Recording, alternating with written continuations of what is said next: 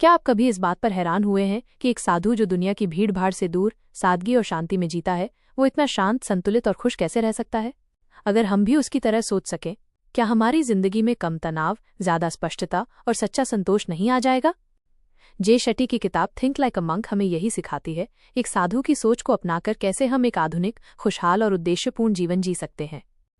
इस documentary series के पहले भाग में हम जानेंगे कि कैसे जॉय शेट्टी एक साधारण युवक से एक साधु बने और कैसे उनका ये अनुभव आज लाखों लोगों की सोच को बदल रहा है। 1. जॉय शेट्टी की साधु बनने की यात्रा। जे शेट्टी लंदन में पले बढ़े। पढ़ाई, करियर और पैसा माइनस, ये सब उनकी जिंदगी का हिस्सा थे, लेकिन उनका दिल किसी और चीज की तलाश में था, सच्चे अर्थ, गहराई और आत्मिक शांति की। 19 साल की उम्र में उन्होंने एक वक्ता को सुना, एक साधु को। उसकी बातें, उसका शांत चेहरा, उसकी गहराई, सब कुछ जॉय को अंदर तक झकझोर गया। उसी क्षण उन्होंने ठान लिया, मैं इस जीवन को करीब से देखना चाहता हूँ। उन्होंने भारत आकर एक आश्रम में समय बिताया। सुबह 4 बजे उठना, ध्यान करना, सेवा करना, खुद को जानने का अभ्यास करना ये सब कुछ उन्होंने सीखा। पर कुछ साल बाद उनके गुरुओं ने कहा, तुम्हें वापस जाना चाहिए। दुनिया को इस ज्ञान की जरूरत है। और यहीं से शुरू हुई जे शेट्टी की नई यात्रा, एक आधुनिक दुनिया में रहते हुए एक साधु की तरह सोचने की। 2. आधुनिक जीवन की उलझनों से मुक्ति कैसे पाएं? जे कहते हैं कि हम सब एक ऐसी दुनिया में फंसे हैं जहां ध्यान भटकाने वाली चीजें बहुत हैं। सोशल मीडिया की चमक, लोगों की उम्मीदें, असली और नकली जीवन के बीच का अंतर। हम रोज इतने विकल्पों से घिरे होते हैं कि असली जरूरत क्या है, ये पहचानना ही मुश्किल हो जाता है। इसलिए साधु की सोच हमें सिखाती है डिस्ट्रैक्शन से डिटैच होना और ध्यान को भीतर की ओर मोड़ना। 3. आइडेंटिटी, मैं कौन हूं? जे कहते हैं हमारी असली समस्या ये है कि हम नहीं जानते कि हम कौन हैं। हम दूसरों की सोच, अपेक्षाओं और दुनिया के शोर से अपनी पहचान बना लेते हैं। साधु की सोच कहती है, तुम वही नहीं हो जो तुम्हारे पास है, तुम्हारा काम है या तुम्हारी सोशल प्रोफाइल है। तुम उससे कहीं ज्यादा हो। इसीलिए पहला कदम है खुद को समझना। इसके लिए जरूरी है ध्यान, मेडिटेशन, आत्मचिंतन, सेल्फ रिफ्लेक्शन, मौन के क्षण, मोमेंट्स ऑफ साइलेंस। 4. 3 प्रकार की सोच, भय, कर्तव्य और प्रेम। जे बताते हैं कि ज्यादातर लोग इन 3 सोचों में जीते हैं। 1. फियर, भय, अगर मैं ये नहीं करूंगा तो लोग क्या कहेंगे। 2. ड्यूटी, कर्तव्य, मुझे करना ही है क्योंकि ये मेरा फर्ज है। 3. लव, प्रेम, मैं ये करता हूं क्योंकि इससे मुझे खुशी मिलती है। साधु की सोच प्रेम से आती है, जहां कर्म स्वाभाविक होता है, जबरदस्ती नहीं। 5. विचारों की सफाई का अभ्यास, जैसे हम रोज शरीर को साफ करते हैं वैसे ही दिमाग को भी शुद्ध करने की जरूरत होती है। जे 3 स्टेप्स बताते हैं। 1. अवेयरनेस, सजगता, अपने विचारों को पहचानिए। किस बात से डरते हैं, कौन से विचार आपको पीछे खींचते हैं। 2. एड्रेस, सामना करना, उन विचारों से भागने की बजाय उन्हें समझिए, ये डर क्यों है, ये गुस्सा क्यों है। 3. एडजस्ट, बदलाव लाना, फिर उन विचारों को बदलिए, एक पॉजिटिव विचार, एक अच्छा दृष्टिकोण अपनाइए। 6.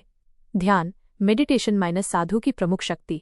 जे कहते हैं कि ध्यान कोई धार्मिक चीज नहीं है, ये तो मन को साफ करने और स्थिर करने की प्रक्रिया है। वे बताते हैं रोज सिर्फ 10 मिनट ध्यान करके फोकस बढ़ता है, तनाव कम होता है, आत्मसमझ बेहतर होती है। साधुओं की तरह ध्यान को साधना की तरह अपनाइए, धीरे धीरे, बिना जल्दबाजी। 7. बाहरी सफलता नहीं, भीतरी संतुलन है असली जीत। जे इस बात पर जोर देते हैं कि सफलता सिर्फ पैसा, शोहरत या पद नहीं है। असल सफलता है शांति, स्पष्टता, आत्मसंतोष, और ये तभी आता है जब आप भीतर से संतुलित होते हैं। साधु की सोच यही सिखाती है, बाहर की दुनिया बदलने से पहले अपने भीतर झांको। पार्ट 1 का निष्कर्ष। इस पहले भाग में हमने सीखा कि जे शेट्टी कैसे साधु बने, साधु की सोच क्या होती है, आइडेंटिटी को लेकर हमारी गलत फहमियां, ध्यान और विचारों की सफाई की जरूरत। आने वाले भागों में हम जानेंगे अटैचमेंट्स और नेगेटिव सोच को कैसे छोड़ें, डर, ईर्ष्या और कंपैरिजन से कैसे मुक्त हों, उद्देश्यपूर्ण जीवन कैसे जिएं। अगर आप इस सोच को अपनाना चाहते हैं तो अगला भाग मिस मत कीजिए। ध्यानपूर्वक सुनिए और महसूस कीजिए, क्योंकि अब हम प्रवेश कर रहे हैं जे शेट्टी की किताब थिंक लाइक अ मंक की हिंदी डॉक्यूमेंट्री स्क्रिप्ट के भाग 2 में, जहां बात होगी नेगेटिव सोच, अटैचमेंट्स, डर और कंपैरिजन से मुक्ति की। भाग 2, नकारात्मकता से मुक्ति, एक साधु की तरह सोचो और जियो। 1. नकारात्मक सोच कैसे जन्म लेती है? जे शेट्टी कहते हैं, हम सबके अंदर एक भीड़ रहती है, डर, गुस्सा, ईर्ष्या, कंपैरिजन और अतीत की चोटें। इन सब का मुख्य कारण है बाहरी दुनिया से ज्यादा जुड़ाव और भीतर की दुनिया से दूरी। हम दिन भर सोशल मीडिया स्क्रॉल करते हैं, दूसरों की जिंदगी देखते हैं और सोचते हैं मेरे पास ये क्यों नहीं है। यही सोच धीरे धीरे नकारात्मकता का जहर बन जाती है। 2. नेगेटिविटी को पहचानो और समझो। जे कहते हैं माइनस, नेगेटिव सोच कभी अचानक नहीं आती, वो धीरे धीरे हमारे विचारों में घुसती है।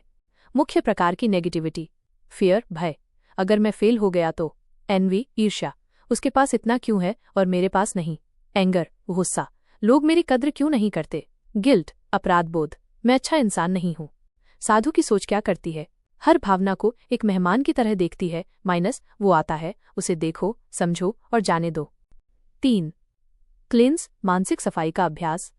जे 3 स्टेप्स बताते हैं जिससे आप धीरे धीरे इन नेगेटिव विचारों से मुक्त हो सकते हैं। 1. पर्ज निकालना। हर सुबह 5 मिनट लिखिए, आज मैं किन विचारों से परेशान हूं। 2. प्रोसेस करना, हर भावना के पीछे का कारण ढूंढिए। उदाहरण, मुझे जलन क्यों हो रही है, शायद आप खुद को कमतर मान रहे हैं। 3. प्रोटेक्ट, सुरक्षा, अपने विचारों की सीमा तय करो, जैसे फोन को एयरप्लेन मोड पर रखते हैं वैसे ही मन को भी साइलेंस मोड दो। 4. अटैचमेंट और डिटैचमेंट का रहस्य। जे कहते हैं माइनस, अटैचमेंट का मतलब ये नहीं कि आप किसी से प्यार नहीं करते, इसका मतलब है कि आप किसी चीज पर निर्भर नहीं हैं। अटैचमेंट होती है जब हम सोचते हैं मेरे बिना वो कुछ नहीं कर सकते, या अगर मेरे पास ये चीज न रही तो मैं टूट जाऊंगा। डिटैचमेंट क्या है? जब आप किसी चीज से जुड़े हैं लेकिन उस पर निर्भर नहीं। आप प्यार करते हैं पर पॉसेसिवनेस नहीं रखते। साधु की सोच: पकड़ से नहीं, प्रेम से संबंध बनते हैं। 5. कंपैरिजन माइनस, सबसे खतरनाक जाल। जे बताते हैं कि दुनिया में कंपैरिजन से बड़ा जहर कोई नहीं। जब हम किसी और की उपलब्धियों, लुक्स या लाइफस्टाइल से खुद की तुलना करते हैं तो हमारा आत्मसम्मान गिरता है, हम अपने गोल से भटक जाते हैं। साधु की सोच क्या सिखाती है? तुलना मत करो, हर आत्मा का सफर अलग होता है। इसका उपाय है ग्रैटिट्यूड प्रैक्टिस। हर दिन 3 चीजें लिखिए जिनके लिए आप आभारी हैं। 6. फॉरगिवनेस माइनस, स्वयं को और दूसरों को माफ करना। जे कहते हैं माइनस, हम भीतर ही भीतर उन लोगों को सजा देते रहते हैं जिन्होंने हमें कभी दुख दिया था, लेकिन सबसे ज्यादा नुकसान हम खुद को करते हैं। साधु की सोच सिखाती है क्षमा करो, क्योंकि माफ करना आत्मा को हल्का बनाता है। खुद को माफ करो, क्योंकि इंसान गलती करता है। फॉरगिवनेस एक्सरसाइज: आंखें बंद करें, उस व्यक्ति को याद करें जिसने आपको चोट पहुंचाई है। मन ही मन कहें माइनस, मैं तुम्हें माफ करता हूं, मैं खुद को भी माफ करता हूं। 7. फियर माइनस, डर को समझो, दबाओ मत। जे बताते हैं कि डर तब बढ़ता है जब हम उसे पहचानते नहीं। डर को कम करने का पहला कदम है उसे नाम देना, मुझे रिजेक्शन का डर है या मुझे फेलियर का डर है। साधु की सोच कहती है डर को दोस्त बनाओ। जब भी डर महसूस हो खुद से पूछो माइनस, इस डर के पीछे क्या सच्चाई है, क्या ये डर वाकई मेरी प्रगति रोक रहा है। 8. नेगेटिव वॉइसेस से कैसे निपटे। हमारे भीतर एक नेगेटिव वॉइस लगातार बोलती रहती है, तू कुछ नहीं कर सकता, तेरे पास समय नहीं है, लोग तुझे पसंद नहीं करते। जे कहते हैं माइनस, ये आवाज आपकी नहीं है, ये आपके बीते अनुभवों, समाज, आलोचनाओं और कंडीशनिंग से आई है। साधु की सोच सिखाती है हर बार जब ये आवाज उठे जवाब दो माइनस, मैं कोशिश करूंगा, मुझे समय लगेगा लेकिन मैं सीख रहा हूं। 9. नेगेटिविटी को पॉजिटिव में बदलने का मंत्र। जे एक सुंदर मंत्र देते हैं: spot it, stop it, swap it. मतलब स्पॉट करो नेगेटिव सोच को, स्टॉप करो उस पे आगे बढ़ना, स्वॉप करो उसे एक पॉजिटिव विचार से। उदाहरण, मुझसे नहीं होगा, मैं कोशिश कर सकता हूं। लोग मुझे जज करेंगे, लोग क्या सोचते हैं, वो मेरी प्रगति नहीं रोकते। पार्ट 2 का निष्कर्ष। इस भाग में हमने सीखा कि नकारात्मक सोच कैसे शुरू होती है और उससे कैसे बाहर निकला जा सकता है। अटैचमेंट और डिटैचमेंट का क्या अर्थ है, कंपैरिजन से कैसे मुक्ति मिले, क्षमा और डर को कैसे गले लगाएं। आने वाले भाग 3 में हम जानेंगे उद्देश्य, पर्पस कैसे खोजें, पैशन और करियर के बीच तालमेल कैसे हो, एक साधु की तरह सेवा और कर्तव्य के मायने क्या होते हैं। यदि आप भीतर से मुक्त, शांत और स्पष्ट बनना चाहते हैं तो अगला भाग आपके लिए है। भाग 3, उद्देश्य और सेवा माइनस, भीतर की पुकार को पहचानो। 1. जीवन का उद्देश्य, पर्पस क्यों जरूरी है। जे कहते हैं अगर तुम अपनी सुबह बिना उद्देश्य के शुरू कर रहे हो तो शाम तक थकावट और भ्रम के सिवा कुछ नहीं मिलेगा। लोग जीवन में खुश क्यों नहीं हैं? क्योंकि वे केवल काम कर रहे हैं, जी नहीं रहे हैं। पर्पस हमें ऊर्जा देता है, दिशा देता है और हमारे हर कर्म में अर्थ भरता है। साधु की सोच कहती है सच्चा उद्देश्य वही होता है जो तुम्हारी आत्मा को शांत करता है और दूसरों की सेवा में बदलता है। 2. पर्पस ढूंढने के 3 आधार, धर्मा मॉडल। जे एक आसान लेकिन गहरा मॉडल पेश करते हैं जिसे वो धर्मा मॉडल कहते हैं। धर्मा इक्वल्स पैशन जोड़ स्ट्रेंथ जोड़ सर्विस। 1. पैशन जुनून, वो काम जो आपको करने में खुशी मिलती है। 2. स्ट्रेंथ शक्ति, वो चीज जिसमें आप स्वाभाविक रूप से अच्छे हैं। 3. सर्विस सेवा, वो काम जिससे दूसरों को लाभ मिलता है। जब ये तीनों एक साथ मिलते हैं तो वही आपका धर्म यानी पर्पस बनता है। 3. पैशन और करियर के बीच संतुलन। जे बताते हैं कि कई लोग पैशन के चक्कर में प्रैक्टिकल जिंदगी को छोड़ देते हैं और कुछ सिर्फ सर्वाइवल के लिए पैशन भूल जाते हैं। साधु की सोच सिखाती है आपका पैशन ही आपका धर्म है, लेकिन उसे सेवा और व्यवहारिकता से जोड़ना जरूरी है। इसलिए काम करते समय पूछिए, क्या मैं इससे सीख रहा हूं? क्या मैं किसी की मदद कर रहा हूं? क्या इससे मेरी आत्मा को संतोष मिल रहा है? 4. इकिगाई और पर्पस। जय जापानी सिद्धांत इकिगाई का उदाहरण देते हैं जो 4 प्रश्नों पर आधारित है। 1. आप किसे पसंद करते हैं? What you love। 2. आप किसमें अच्छे हैं? What you are good at। 3. दुनिया को क्या चाहिए? What the world needs। 4. आपको किससे पैसे मिल सकते हैं? What you can be paid for। जहां ये चारों मिलते हैं माइनस वही है आपका उद्देश्य। 5. सेवा सेवा माइनस साधु की सबसे ऊंची भावना। जे कहते हैं सेवा करना कोई बोझ नहीं है, यह आत्मा का उत्सव है। साधु की सोच में सेवा स्वार्थहीन होती है, किसी अपेक्षा के बिना होती है, छोटी हो या बड़ी माइनस सब सेवा है। उदाहरण, किसी को मुस्कान देना, किसी की मदद करना, समाज को कुछ लौटाना। जे बताते हैं कि सेवा आपको अंदर से भरती है और यही जीवन को सार्थक बनाती है। 6. कर्म और सेवा में अंतर। जय के अनुसार कर्म इक्वल्स मैं करता हूं क्योंकि मुझे करना है, सेवा इक्वल्स मैं करता हूं क्योंकि इससे किसी का भला होता है। जब आप किसी के लिए कुछ करते हैं और बदले में कुछ उम्मीद नहीं रखते माइनस वहीं से सेवा शुरू होती है। साधु की सोच यही सिखाती है तुम्हारे हाथ में कर्म है लेकिन फल सेवा के नाम पर छोड़ दो। 7. पर्पस को खोजने का अभ्यास। जे बताते हैं कि आपको पर्पस यूं ही नहीं मिल जाएगा, इसके लिए रोज का अभ्यास चाहिए। 1. सेल्फ ऑडिट आत्म परीक्षण। हर रात लिखो आज क्या किया जिससे खुशी मिली, किस काम में समय का पता नहीं चला। 2. एक्सपेरिमेंट प्रयोग नई चीजें करो, जैसे माइनस लिखना, बोलना, मदद करना, सीखना। 3. फीडबैक लो, लोग आपको कहाँ सराहते हैं, किस चीज के लिए लोग आपके पास आते हैं। 8. पर्पस के रास्ते में आने वाली रुकावटें। जे चेतावनी देते हैं कि जब आप अपने उद्देश्य के करीब पहुंचते हैं तो बाधाएं जरूर आएंगी। परिवार या समाज के डाउट्स, सेल्फ डाउट, समय और साधनों की कमी। साधु की सोच कहती है जब रास्ता कठिन लगे समझो तुम सही दिशा में जा रहे हो। 9. ध्यान भटकाव से कैसे बचें।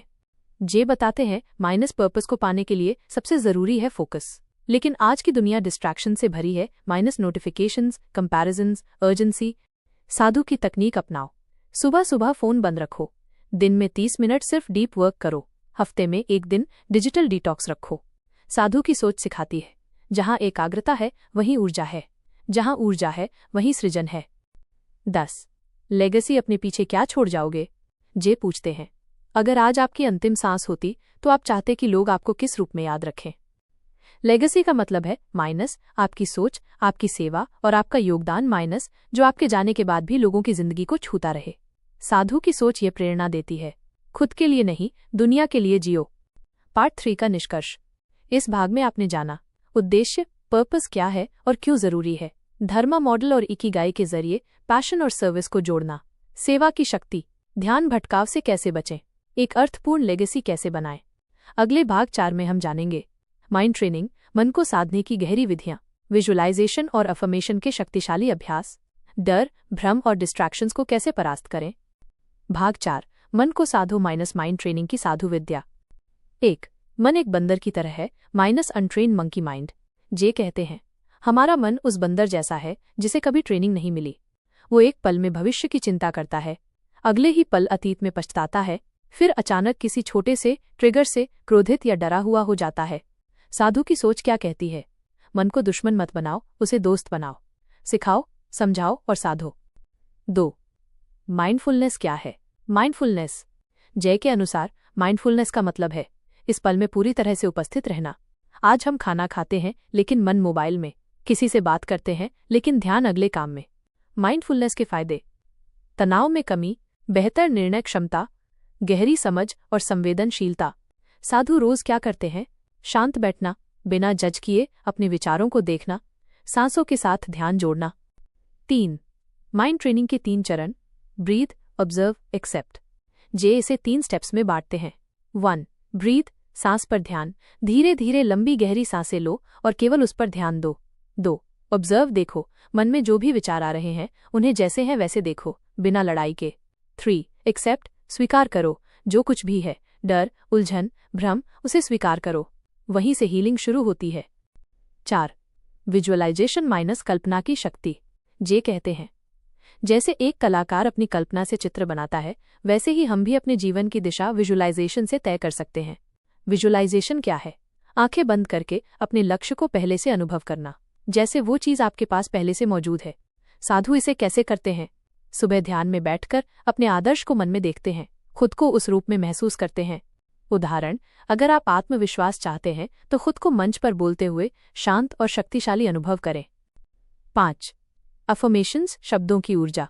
जे कहते हैं, आप जो बार बार खुद से कहते हैं वही आपका विश्वास बन जाता है। नेगेटिव अफर्मेशंस, मैं कभी सफल नहीं हो सकता, लोग मुझे पसंद नहीं करते। पॉजिटिव अफर्मेशंस, मैं योग्य हूँ, हर दिन मैं बेहतर बन रहा हूँ।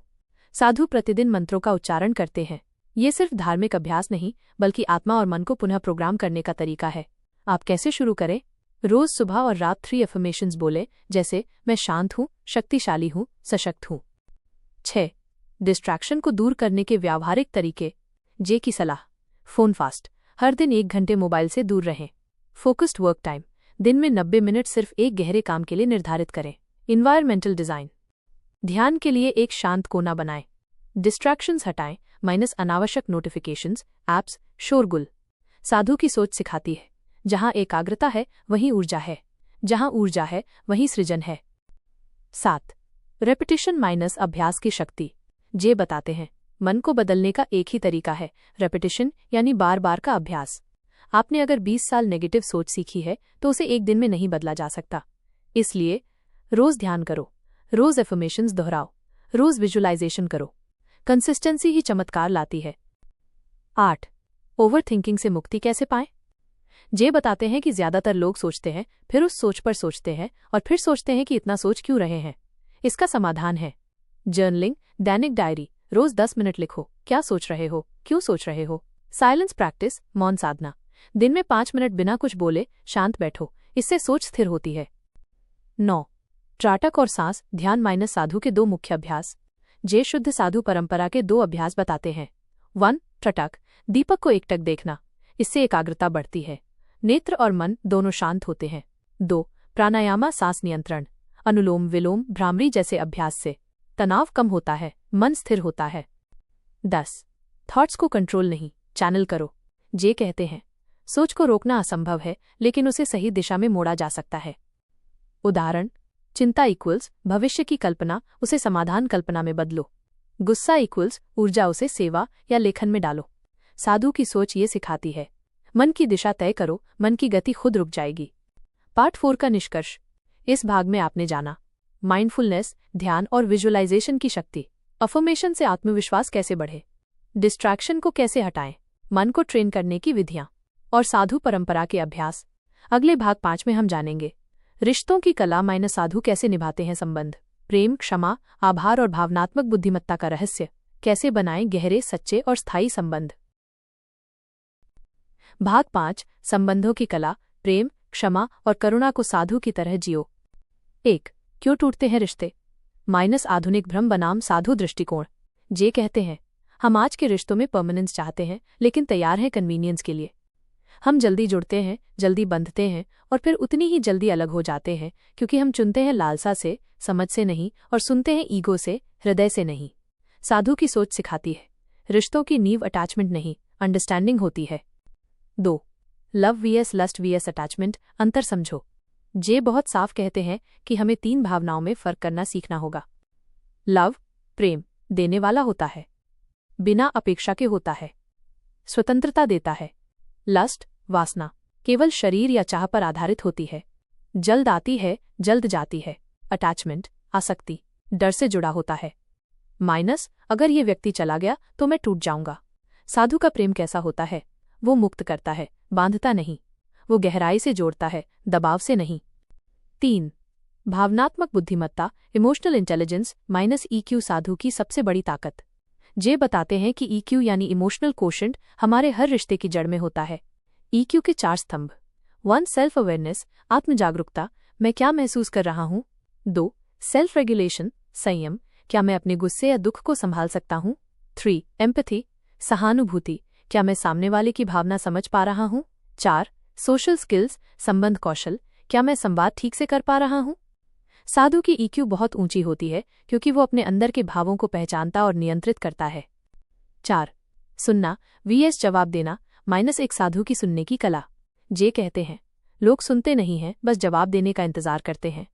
साधु की सुनने की तकनीक, पूरी उपस्थिति के साथ सुनना, बीच में न काटना, जवाब देने से पहले भाव को समझना। आप किसी को सम्मान देना चाहते हैं, पहले उन्हें पूरी तरह से सुनिए। 5 फॉरगिवनेस, रिश्तों को हील करने का ब्रह्मास्त्र। जे बताते हैं कि रिश्तों की सबसे गहरी दवा है क्षमा, फॉरगिवनेस। क्यों जरूरी है क्षमा? क्योंकि बिना क्षमा हम अतीत की जंजीरों में बंधे रहते हैं, क्योंकि हम अंदर ही अंदर दूसरों को सजा देने की कोशिश में खुद जलते हैं। साधु की सोच कहती है, क्षमा देने वाला छोटा नहीं होता, वो आत्मा को विशाल बनाता है।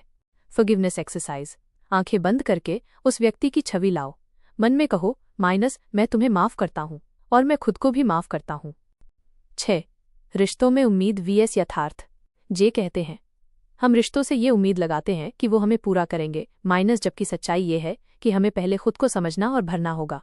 साधु क्या करता है, दूसरों से अपेक्षा कम, योगदान ज्यादा रखता है। वो रिश्तों को कंट्रोल नहीं करता, नर्चर करता है। 3 मंत्र। 1 मैं सामने वाले को बदल नहीं सकता। 2 मैं खुद को सुधार सकता हूँ। 3 मैं देने पर ध्यान दूं, लेने पर नहीं। 7 रिश्ते चुनो समझ से, प्रभाव से नहीं। जे कहते हैं, हम अक्सर उस व्यक्ति के साथ जुड़ते हैं जो दिखता अच्छा है या प्रसिद्ध है, लेकिन जो गहराई देता है उसे नजरअंदाज कर देते हैं। साधु की सोच कहती है, इंसान के गुण देखो, छवि नहीं। उसके मूल्यों को देखो, रूप या नाम को नहीं। रिलेशनशिप ऑडिट करो, कौन से रिश्ते आपको ऊर्जा देते हैं, कौन थका देते हैं। 8 ग्रैटिट्यूड इन रिलेशनशिप्स, आभार का अभ्यास। जे बताते हैं कि जो रिश्ते टूटते हैं उनमें अप्रिशिएशन की कमी होती है। हर दिन कहिए, मैं तुम्हारा आभारी हूं कि तुम मेरी जिंदगी में हो। तुम जो करते हो वो मैं देखता हूं और उसका आदर करता हूं। साधु दिन की शुरुआत और अंत ग्रैटिट्यूड से करता है, और हर रिश्ते में इसी भाव से जीता है। 9 बाउंड्रीज बनाना सीखो। जे स्पष्ट करते हैं कि प्यार का मतलब ये नहीं कि आप खुद को भूल जाएं और हर चीज सह लें।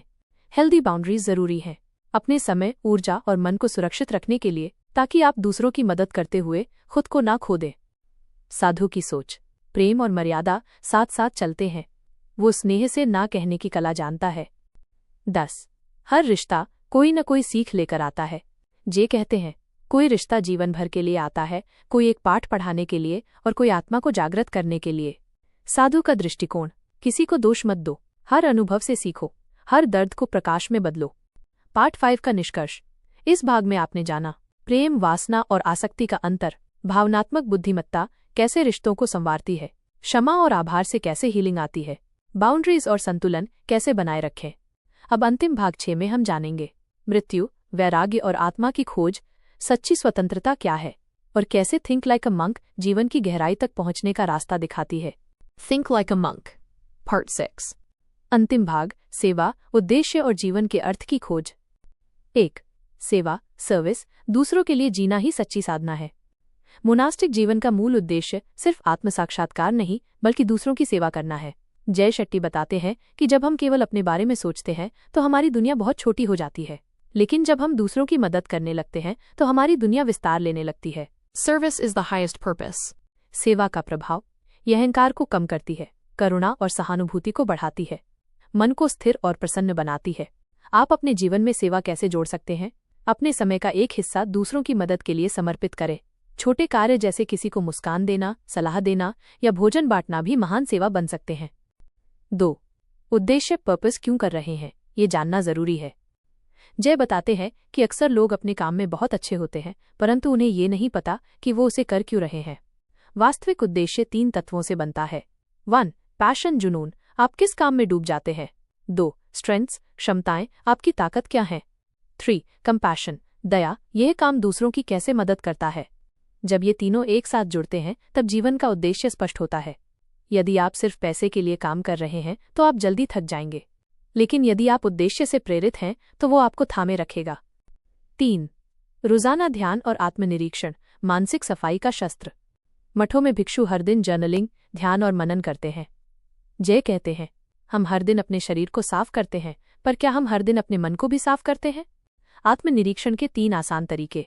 रोज रात 5 मिनट खुद से पूछें, आज मैंने क्या अच्छा किया, क्या गलती हुई, कल मैं क्या बेहतर कर सकता हूँ। जर्नलिंग करें, अपने विचारों को कागज पर उतारना मानसिक बोझ को हल्का करता है। साधना करें, शांत बैठें और सांसों को देखें, यह अभ्यास मन को एकाग्र और शुद्ध करता है। 4. मोनक माइंडसेट को साधारण जीवन में कैसे अपनाएं? मोनक माइंड का मतलब है भीतर की स्थिरता। चाहे बाहर कुछ भी हो रहा हो, आप अपने केंद्र में स्थिर हैं। विचारों पर नियंत्रण, हर विचार में न बहना, उन्हें देखना और चुनना।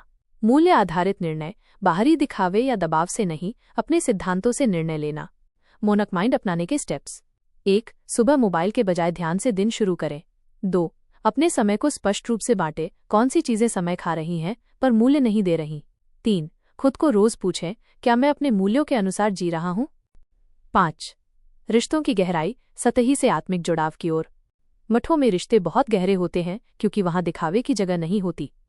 जय शेट्टी कहते हैं कि हम बाहर से जितना भी जुड़ने की कोशिश करें, यदि भीतर से खाली हैं तो वो संबंध टिकाऊ नहीं हो सकते। रिश्तों को गहरा करने के मंत्र। सुनना सीखें, बिना जजमेंट के पूरी उपस्थिति से। ईमानदारी से संवाद करें, झूठ और पड़ते रिश्तों को तोड़ देती हैं। क्षमा देना और मांगना, अहंकार से ऊपर उठना ही रिश्तों का बंधन मजबूत करता है। 6. मृत्यु का ध्यान, कॉन्टेम्पलेशन ऑफ डेथ, जीवन को मूल्य देने वाला अभ्यास। भिक्षु मृत्यु पर ध्यान करते हैं क्योंकि ये उन्हें याद दिलाता है कि जीवन क्षणभंगुर है। जय का कहना है, जब आप जान जाते हैं कि आप मरने वाले हैं, तभी आप पूरी तरह जीना शुरू करते हैं। इस अभ्यास के फायदे। तात्कालिक समस्याएं बहुत छोटी लगने लगती हैं। अहंकार कम होता है, आप वही करते हैं जो वास्तव में मायने रखता है। 7. ध्यान, सेवा और साधना को एक जीवनशैली बनाएं। जय कहते हैं कि यदि आप इन 3 बातों को जीवन में शामिल कर लें। 1. ध्यान माइनस मन को एकत्रित करने के लिए। 2. सेवा माइनस हृदय को खोलने के लिए। 3. साधना माइनस आत्मा से जुड़ने के लिए, तो आपका जीवन न केवल शांत और खुशहाल होगा बल्कि दूसरों के लिए भी प्रेरणा बनेगा। निष्कर्ष, साधारण दुनिया में साधु की तरह जीना संभव है। जय शेट्टी इस किताब में हमें ये नहीं कहते कि हमें संन्यास लेना है। वो बताते हैं कि हम अपनी नौकरी, परिवार और जिम्मेदारियों को निभाते हुए भी मोनक माइंडसेट को अपना सकते हैं। मुख्य सीखें, अपने मन पर नियंत्रण पाना सबसे बड़ी शक्ति है। दूसरों की सेवा करना ही आत्मा की शांति है। हर दिन को इस तरह जिएं जैसे वो अंतिम हो, पूर्ण, सच्चा, अर्थपूर्ण। अंतिम संदेश, यदि आप अपने विचारों को नहीं चुनते तो कोई और चुनेगा। यदि आप उद्देश्य से नहीं जिएंगे तो जीवन आपको भटकाएगा। आपका जीवन आपके विचारों का ही प्रतिबिंब है। सोच को मोनक की तरह बनाइए और देखिए दुनिया कैसे बदलती है। अगर आपको ये ज्ञानवर्धक समरी पसंद आई हो तो इसे लाइक और शेयर जरूर करें। बुक इनसाइट हिंदी चैनल को सब्सक्राइब करें ताकि आप जीवन बदल देने वाली और किताबों की गहराई तक पहुंचने वाली समरियों का आनंद लेते रहें। नीचे कमेंट में बताइए इस किताब की कौन सी बात ने आपको सबसे ज्यादा प्रेरित किया। मिलते हैं अगली किताब के साथ, तब तक ध्यान रखें। सोच बदलिए, जीवन बदलेगा। धन्यवाद।